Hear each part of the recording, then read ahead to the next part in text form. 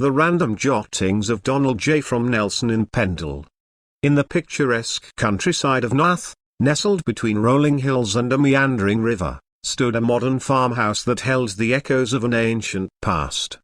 The house, rumoured to have been constructed upon the remnants of a grander structure from the 13th century, had a fascinating history rooted in the presence of the monks from Kirkstall Abbey.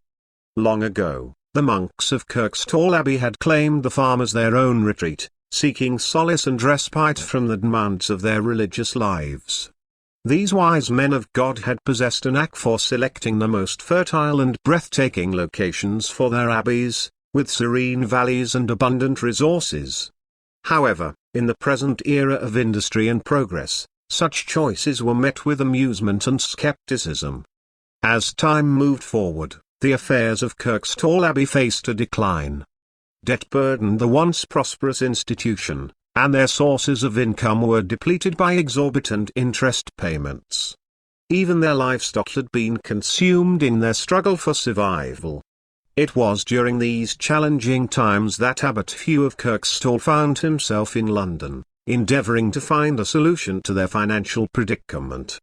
On the morrow of St. Martin in the year 1287, Abbot Hugh penned a letter to his beloved brethren at Kirkstall Abbey. Writing from the castle of Reginald, he chronicled the dire circumstances the abbey faced and the difficulties they encountered in seeking support.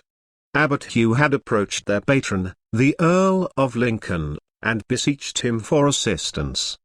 In his letter, Abbot Hugh enumerated the lands owned by the abbey in Blackburnshire, as well as the additional properties in Roundhay, Shadwell, and Seacroft.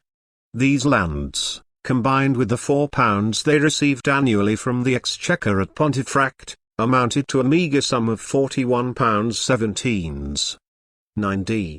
However, the abbot believed that this revenue could be sold for £413 6d, offering a temporary solution to their financial woes. Desperate to procure necessary funds, Abbot Hugh implored his brethren to send money by any means possible, even if it required diverting funds meant for sacred purposes. The abbot's plea reflected their unprecedented destitution and his fervent help for sustenance while toiling in the vineyard of the Lord. Eventually, the abbey's financial burdens were alleviated through an agreement with Henry de Lacy. They decided to sell their estates in Blackburnshire, including Extwisell, for a sum equivalent to 10 years' worth of revenue.